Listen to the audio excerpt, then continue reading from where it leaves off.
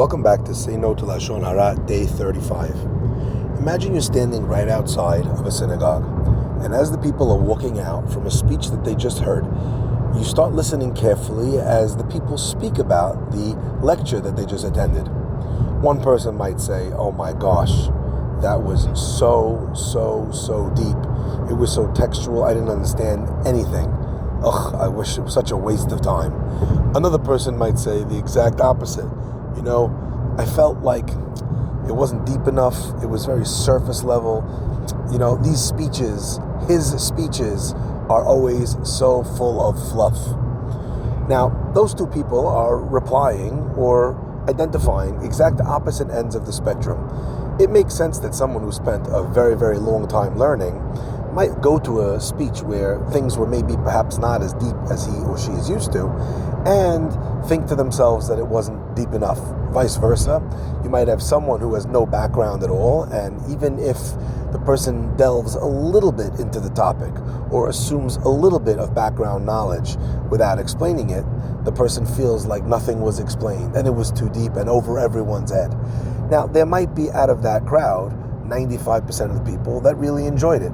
But you sat outside, and what did you hear? You heard the people who were speaking, who were telling anyone that would listen around them how they wish they hadn't gone. They wish they'd gone to a different speech by a different speaker. Now, unfortunately, the same way, it's obvious to anyone that when a speaker goes in to speak to a crowd, what he is or she is doing is choosing to pitch at a certain place. So whoever they manage to satisfy is oftentimes going to be at the expense of someone else who the level that they would like was not chosen. That's the speaker's prerogative, and sometimes their decision on purpose. To think that the speaker's style or their intelligence is limited to what they gave over is to not take into account that maybe they had a much deeper grasp of the subject that they went into, but they had limited time, or they felt that many of the people were perhaps not well-versed enough to be able to enjoy a deeper discourse on the finer points of that specific topic. So Lashon Hara is almost an inevitable outcome if people are not being sensitive about these facts, because it will be too high, it will be too low, but for many, many people, it was just right. The ones you'll hear, though, are not the ones that feel it was just right. The ones you'll hear are the ones that are kvetching and complaining, because complaining is always louder than compliments. Recognize one thing. When you speak that way about a certain rabbi or rebbitzin, after you walk out of a class, the person that listens to you might actually decide, I'm not going to go to any of their classes. Now, here's the ironic part. Imagine you were complaining that it was too deep, and they think, oh my gosh, it's too deep, I'm not going.